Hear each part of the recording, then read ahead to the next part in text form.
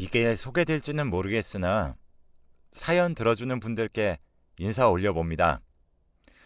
저는 30대로 접어든 여자이고 결혼은 했습니다. 아이는 아직이에요. 원래 결혼할 당시 계획대로 하면 지금쯤 임신 준비를 하고 있어야 맞는 건데 지내다 보니 많은 것이 틀어졌네요. 결혼하면서 우여곡절이 좀 있었어요. 제가 저희 집안에서 무지하게 반대하는 결혼을 해버렸거든요. 한마디로 불효였죠. 부모 가슴에 대못을 박는 큰 불효를 감수하고서라도 제멋대로 밀어붙여 진행했던 결혼입니다. 남자한테 미쳐서 눈에 뵈는 게 없었나 봐요. 저는 신데렐라 스토리를 꿈꿨던 것 같아요. 다들 아시죠? 신데렐라 동화 이야기요. 그런데 제가 신데렐라 쪽은 아니고요. 저는 백마탄 왕자님 쪽입니다. 저희 집이 상대 집보다 훨씬 부유합니다. 신데렐라 스토리를 예시로 든 것은 부자인 한쪽이 가난한 한쪽을 만나 구원자 역할을 하며 잘만 사는 해피엔딩을 상상했었기 때문이에요. 그런 바람으로 저는 결혼이라는 선택을 했고 이것으로 인해 많은 것이 좌지우지 되었습니다. 집안끼리 어느 정도 수준이 맞아야지. 지금 집안 재산만 보고 따지고 들겠다는 것도 아니야. 학벌이 뛰어나기를 직업이 좋기를 해. 연봉이 높기를 해. 아니면 하다못해 비전이 뛰어나기를 해. 그 나이까지 아무것도 갖춰지지 않는 사람이랑 결혼을 하겠다고? 제가 지금의 저희 남편과 결혼하겠다고 부모님께 선언했을 때 저희 아빠가 하신 말씀입니다. 양가 경제력 수준 차이도 극심한데 남편의 조건도 별로이니 절대 결혼을 허락할 수 없다고 하셨죠. 앞서 적었던 대로 저는 유복한 집안에서 태어나 자랐습니다. 동네 방네 자랑하면서 유세 부리고 다닐 만큼의 부잣집은 아니었고요. 어렸을 때부터 갖고 싶은 것 중에서 못 가진 건 없다는 것 정도로 설명할 수 있겠네요. 여건이 된다고 해서 자식들한테 다 해주는 건 아니에요. 제가 주변에서 여러 경우들을 봤기 때문에 잘 알죠. 아빠가 힘든 유년 시절을 보냈던 아픈 기억들 때문에 자식들에게는 이런 부족함을 안겨주고 싶지 않다는 신념이 있으셨거든요. 저희 아빠는 자수성가하신 분이에요. 개천에서 용난 경우였고요. 저희 엄마는 외가가 원체 좀 살았어요. 열심히 노력해서 성공을 거둔 남자가 예쁜 부잣집 아가씨에게 한눈에 반했고 결혼까지 꼴이 난 커플이 바로 저희 부모님입니다. 저는 위로 언니가 한 명 있어요. 제가 언니보다 키는 크지만 객관적으로 얼굴은 좀 부족한 것 같아요. 저희 언니가 어렸을 때부터 진짜 예뻤거든요. 친척들이 아주 대놓고 표현은 못해도 저한테는 그냥 귀엽다고 하는 반면 언니에게는 커서 연예인 해야겠다며 호들갑을 떨었었죠. 언니는 예전부터 성격이 똑부러졌었고 공부도 꽤 잘했습니다. 저는 부모님께서 인정한 효녀였어요. 트러블 메이커와는 거리가 먼 딸이라고 하셨죠. 그런 오랜 믿음을 제가 깨부숴버린 겁니다. 저희 가족들이 경악한 저희 남편의 스펙은 이렇습니다. 외모는 평범하고 키는 큰 편입니다. 지방 국립대 나와서 지방에서 정착 못하고 다시 올라와서 자기 부모님 집에서 살고 있었어요. 위로는 누나가 한 명 있는데 애가 둘이나 있지만 그 남편의 직업은 변변치 않은 수준입니다. 뭉뚱그려서 수리기사가 직업이라고 하는데 에어컨 고치는 일을 했다가 무슨 배관 일을 했다가 케이블 설치 일도 했다가 대충 그렇습니다. 누나는 직업이 없고 그냥 전업주부였고요. 그러면 시부모님이 정년퇴직 전이라서 일을 하시고 있냐고 하면 전혀 아니고 진짜 집에서만 눌러 앉아 계시는 편입니다. 이런 집안의 남자를 결혼하겠다고 대뜸 데려왔으니 저희 부모님이 표정 관리가 어려우실 만했죠. 제가 왜 남편에게 빠졌냐고요? 남편은 저의 이야기를 잘 들어주는 사람이었거든요. 제 말에 항상 귀 기울여줬고 온 집중을 다해줬습니다. 착하고 온순하고 그리고 웃는 모습이 아주 순수한 인상의 사람이었어요. 큰 소리 내는 법이 없는 차분한 성격이었죠. 연애 상대라면 자칫 재미없을 수 있는 상대였으나 결혼 상대라면 오히려 너무 괜찮다는 생각이 들었고요. 저는 이 남자와 꼭 결혼해야겠다는 생각에 사로잡혀 있었고 부모님은 골치 아파하셨습니다. 내가 괜찮다잖아요. 그런데 경제력이니 뭐니 그게 왜 문제라는 건데요? 왜 비슷한 수준끼리 결혼하는 줄 네가 몰라서 그런 말을 하는 거야? 괜히들 그러는 줄 알아? 아빠도 없는 집에서 성공했던 거잖아요. 이 사람도 어쨌든 대기업 다니고 있으니까 앞길은 잘 풀릴지도 모르는 거죠. 뭐? 얘가 지금 순진한 소리 하고 있네. 대기업의 아웃소싱 회사가 어떻게 대기업이야? 업무만 대기업 업무를 받아서 하는 건데 네가 정말 그 차이를 몰라서 이러는 거야? 까놓고 말해서 하청이라고 하청. 속상해서 한숨을 내쉬는 엄마 옆에서 노발대발해서 어떻게든 저를 설득하려는 아빠가 계셨습니다. 그러나 그 어떤 발언에도 저는 꺾이지 않았어요. 우선 시댁이 저를 무척 반겨주었거든요. 시어머니께서는 특히 늘 저를 보실 때면 흐뭇한 웃음을 지으셨고 상다리 휘어지도록 밥상을 차려주셨어요. 저는 그런 모습에서 사람 사는 맛, 부대끼며 살아가는 정 같은 것을 느꼈습니다. 다른 것 안 따지고 정말 애정 하나만으로 결혼을 생각해줘서 고맙다. 이게 바로 가족이지. 시어머니의 그 말씀에 제가 넘어갔었네요. 언제나 일 때문에 바쁘셨던 아빠, 넓은 인맥 관리, 자기 개발로 역시나 바쁘셨던 엄마, 저보다 잘난 덕에 바쁜 하루를 보내던 언니, 그런 가족 안에서 평생 살아왔던 저는 시댁에서 맛본 새로운 가족의 모습에 정신을 못 차렸던 것 같습니다. 지금 생각하자면요. 글쎄 모르겠어요. 그냥 말을 말자 싶네요.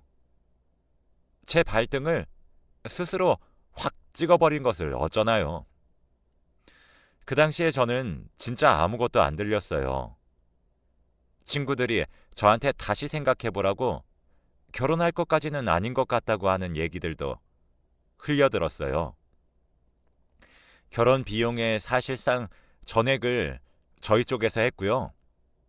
저도 최소한의 염치라는 게 있는지라 모두가 반대하는 결혼을 억지로 했으니까 집에는 결혼 후에 경제 사정을 알아서 잘 꾸려나가겠다고 약속하듯 말했습니다. 제가 고액 연봉자는 아니더라도 멀쩡한 직장 있고 제 몫으로 재산 따로 있고 문제는 없어 보였죠. 저 결혼하기 전에 언니랑도 싸웠어요. 네가 판단력이 흐려져서 그래. 너 분명 후회할 길을 너 스스로 개척하고 있는 거라니까. 언니가 잔소리를 하길래 그것 때문에 반항심이 생겨 더 결혼하겠다고 그랬네요. 제가 몰랐던 거죠. 미처 생각을 못했던 거예요. 신데렐라 스토리 속의 신데렐라는요, 원래 귀족이었다는 설정을요. 그런데 저희 남편과 시댁은 한마디로 족보 따위 알게 뭐야인 집안입니다. 그러니 백마탄 왕자가 되어 신데렐라와 행복해지겠다는 저의 바람은 애초에 성사될 수 없는 조건이었던 거예요. 결혼하고서 초반에는 좋았습니다. 모든 일들은 시작 지점에서는 그 정체를 알 수 없다고 하잖아요.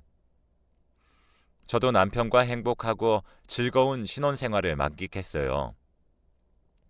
시댁과 왕래하는 일상에도 전혀 불만이나 지장은 없었다고 생각하고요.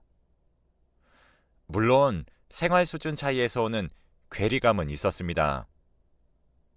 저는 태어나서 한 번도 물질적으로 어렵게 살아본 적이 없었기 때문에 돈 타령에 일가견이 있는 시댁의 모습이 낯설었어요. 하지만 TV의 시사 교양 프로그램들을 보면 시골집이라든지 각종 사회계층 사람들이 사는 장면들이 나오잖아요. 우습지만 그런 걸 보면서 시댁의 생활 환경 같은 것에 좀 적응을 했습니다. 결혼하고 나서 반년 됐을 때였습니다. 이때부터 시작이었죠. 제가 아주 놀라운 사실을 하나 알게 된 거였어요. 아이고야, 아예 방을 빼달라고 연락이 왔지 뭐니. 보증금에서 깎아먹는다기에 안심하고 마음을 다 놓고 살고 있었는데 이거 완전히 사람을 한순간에 길거리로 내몬다는 얘기 아니니? 시부모님이 사시는 그 집이요. 그게 시부모님 것이 아니었어요. 시어머니의 한탄에 너무 기가 막히고 충격적이어서 얼른 남편에게 몰래 물어봤죠. 오빠, 이거 어떻게 된 거야? 이 집 분명히 자가 아니었어? 그렇다고 했던 거 아니야? 무슨 소리야? 내가 언제 그런 말을 했어? 남편이 펄쩍 뛰면서 부인했습니다. 자기는 그런 말을 한 적이 없대요. 제가 멋대로 착각했었나 봐요. 그런데 그럴 법도 한 것이 연식이 좀 된 빌라라서 당연히 시댁 소유라고 생각했어요.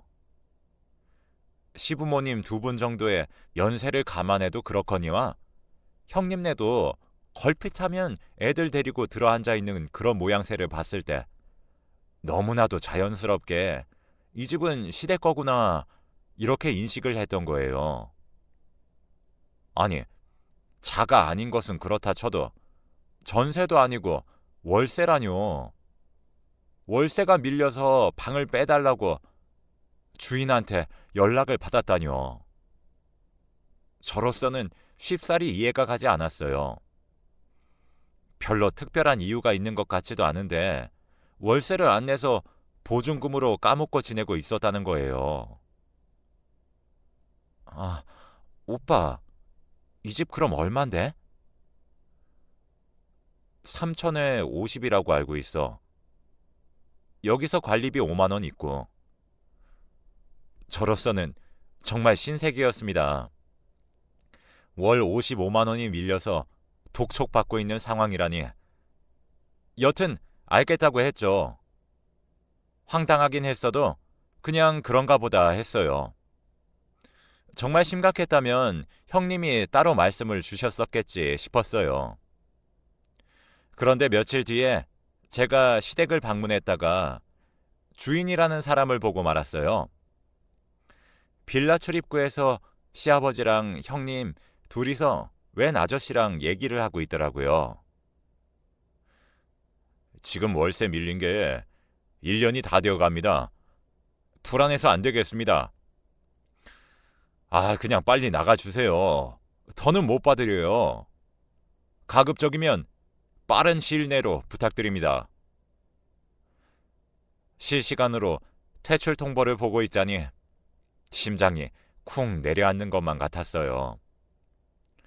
결혼한 후에는 어떤 상황이든 다 처음 겪는 유형이었지만 정말이지 이런 경우에는 어떻게 하나 걱정이 앞섰습니다.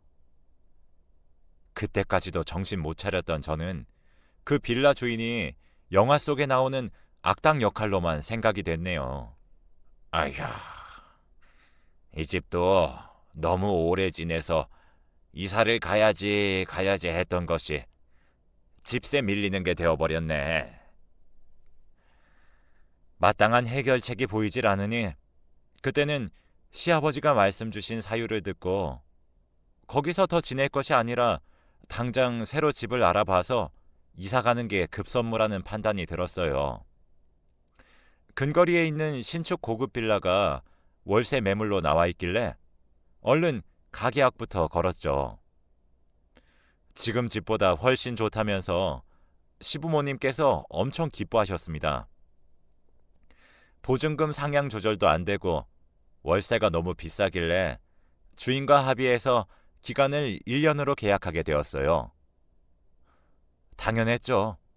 이 집은 응급 방편일 뿐 시댁에서 정말 원하는 집을 찾아 정착하는 이사를 어차피 해야 했으니까요. 5년 넘게 사셨다는 그전 빌라에 비하자면 평수도 그렇고 모든 면에서 새 집이 궁궐 같았습니다. 월세로 까먹고 일부 남아있던 전집의 보증금은 그냥 시댁이 꿀꺽했어요. 새 집의 보증금만 100% 제 통장에서 나갔거든요. 저는 그때도 설마 보증금을 다 제가 냈는데 이것에 대해 아무 말씀들도 없을 수가 있겠냐고 생각을 했죠. 그런데 정말 이런 반구도 없이 넘어가더라고요. 그때부터 제가 속으로 약간 쎄한 느낌을 받았어요. 제가 이 부분을 두고 남편한테 물어봤거든요. 그랬더니 이러는 겁니다. 보증금은 어차피 돌려받는 돈이잖아. 요즘 같은 저금리 시대에 손해보는 것도 아니니까 그냥 통장에 잠들어 있는 돈이라고 생각해. 맞는 말이긴 한데 분명 틀린 말은 아닌데 듣는 사람 입장으로서는 기분이 좋지 않더라고요. 제가 스스로 나서서 벌인 일이었으니 그러려니 넘어가는 게 낫겠다고 속으로 매듭을 지었습니다. 여기까지는 전부 용인될 수 있었어요. 그런데 제가 앞서 밝힌 법칙이 있었죠? 모든 일들은 시작 지점에서 그 정체를 알 수 없다고 하는 것이요. 아여, 세상에나 마상에나 다달이 80씩을 어떻게 내고 산단 말이니? 얘야, 암만 해도 금액이 너무 부담스러운데 혹시 너네가 알아서 우리는 그런 거 신경 안 쓰고 살게 좀 잘 해결해 줄 수는 없을까? 아휴, 어깨며 무릎이며 허리며 요즘 통 건강이 안 좋아지는 게 느껴진다. 병원 갈 일도 많은데 집세 신경 쓰고 살자니 못할 짓 같은데. 시어머니의 말씀에 저랑 남편이 밥 먹다 말고 서로의 얼굴을 마주봤습니다. 정리하자면 월세 매번 내달라 이거잖아요. 너무 당황스러워하고 있는데 미안한 기색 하나 않고 식사하는 시부모님 모습을 보니까 이미 두 분은 상의를 마치신 상태 같았어요. 경제력 수준이 찌질한 형님네를 뻔히 아는데 그쪽에 물어보거나 도움을 요청할 수는 없는 노릇이었고 생각해보겠다고 자리에서 답변을 드렸지만 흘러가는 흐름은 이미 정해져 있는 거나 마찬가지였어요. 결국 끌어안은 것은 저희 부부, 아니, 더 정확히 말하자면 저였습니다. 제가 그 수준의 집을 구해다 줬으면 그만큼 감당하는 게 당연히 제 몫이라는 것이 시댁의 입장이었어요. 저는 그렇게 새 집의 2달째 월세부터 제가 내게 되었습니다. 제가 구해서 제가 돈 내는 집인데 들어앉아 사는 사람만 제가 아닌 모양새였네요. 집에 만족한다며 즐거워하시는 시부모님의 반응에 어떻게든 위안을 삼아보려 했던 제가 멍청했습니다.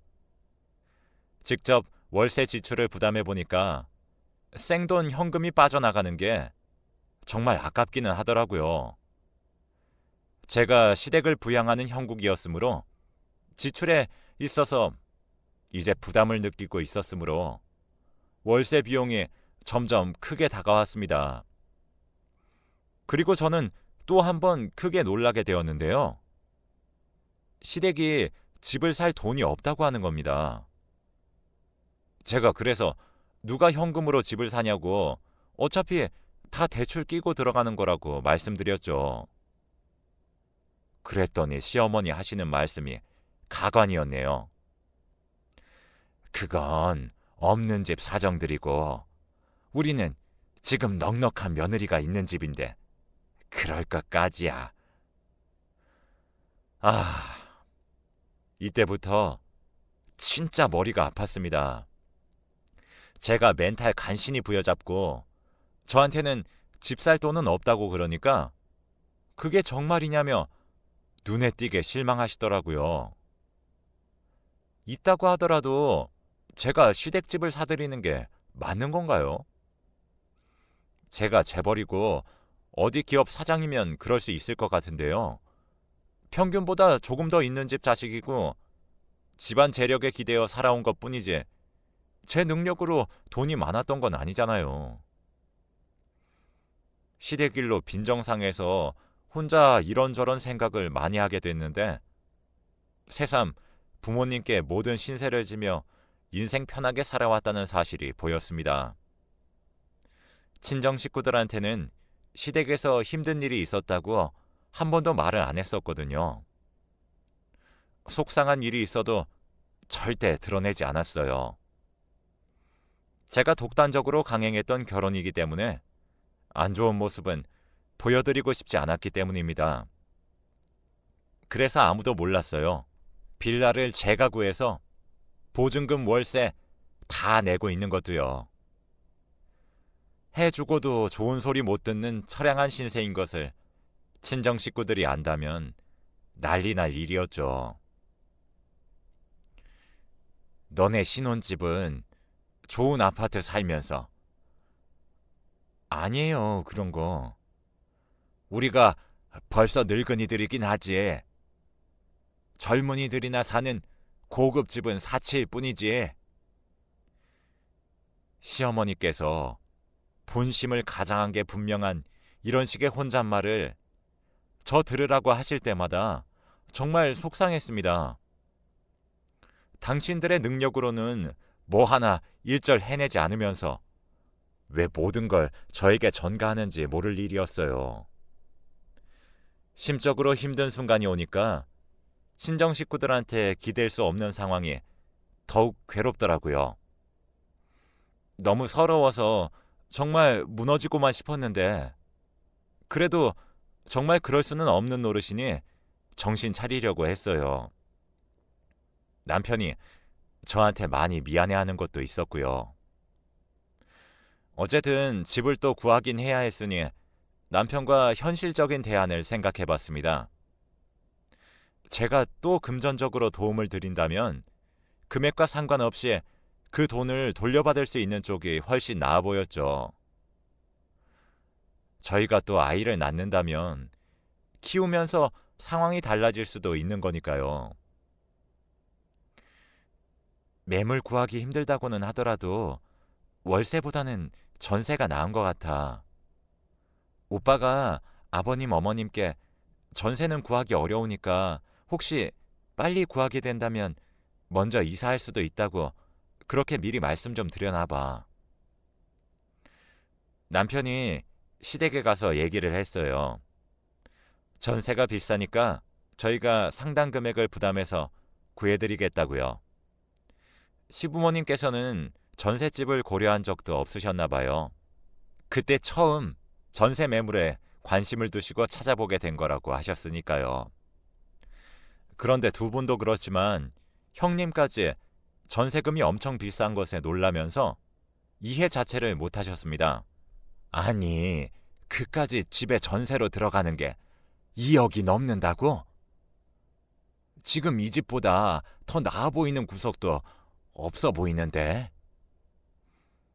어떤 걸 보여드려도 시어머니께서는 불만이었어요. 대화의 진전이 없으니까 답답함을 뛰어넘는 절망감이 들었습니다. 그리고 저는 얼마 후에 시댁이 지니고 있던 종이를 마주하게 되었는데요. 이때 정말 망치로 머리를 후려맞은 감각이었어요. 시어머니께서 어디서 발견한 건지 빌라 매매 홍보지를 가지고 오신 겁니다. 이거 봐라. 이런 것도 3억 하면 산다는데. 그러면 이거는 완전 거저 아니니? 너 우리 전세해줄 돈이 있으면 차라리 이런 집이나 하나 해주었으면 좋겠구나.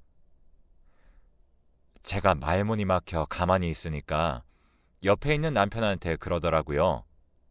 저를 좀 설득하래요.